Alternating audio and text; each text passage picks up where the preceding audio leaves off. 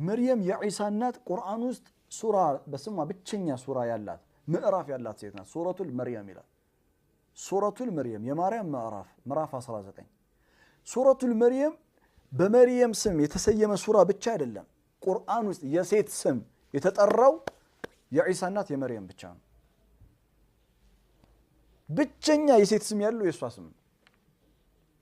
የሚገርማችሁ ቁርአን ውስጥ የሰው ዘር በአጠቃላይ መጥቶ ቁርአን ውስጥ ለእንስቶች ዓለም ላይ ላሉ ሴቶች በአጠቃላይ እንስት ለተባለች በሙሉ እስከ ትንሣኤ ቀን ድረስ ለምትመጣ ሴት ለተባለች የመንፈሳዊነት ተምሳሌት ከቁርአን ሴት ትቅረብ ተብሎ ቢመጣ የምትቀርበው መርየም ናት።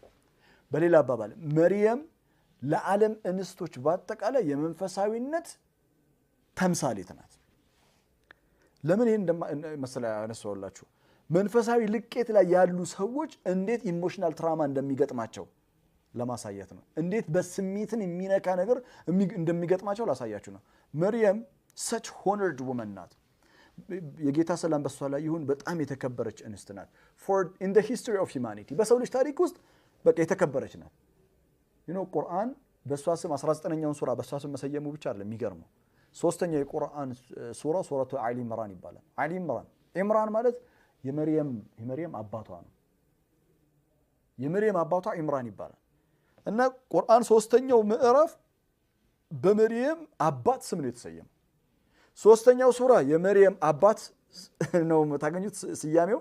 19ኛውን ሱራ ደግሞ ስትመለከቱ የማርያምን ወይም የመርየምን ሱራ ተብሎ ይጠራል።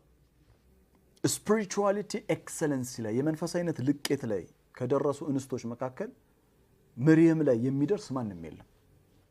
ነብዩ መሐመድ አለይሂ ሰላቱ ወሰለም ይሄ የተቀበሉት መለኮታዊ መገለጥ ቁርአን ከአላህ ዘንዳ ከአምላክ ዘንድ ባይሆን ኖሮ ከራሳቸው ከአረብ ወገን የአንዲትን ሴት መንፈሳዊ ልቄት ላይ ደረሰች ብሎ ምዕራፍ ላይ በጅላት ይችላሉ።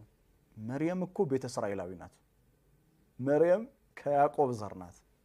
እኛ ያወራን ያለነው ስለ ያዕቆብ ነው አይደል? ያዕቆብን እኮ ለጊዜው አቁሜ ነው እኮ ከያዕቆብ ዝርያ ከሆነችው አንዷ ስለ መርየም እያወራችሁ ያሉት።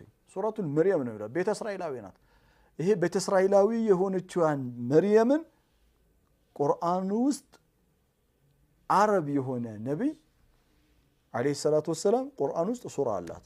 ሱረቱል መርየም የማርያም ምዕራፍ ነው። ለምን መሰላችሁ?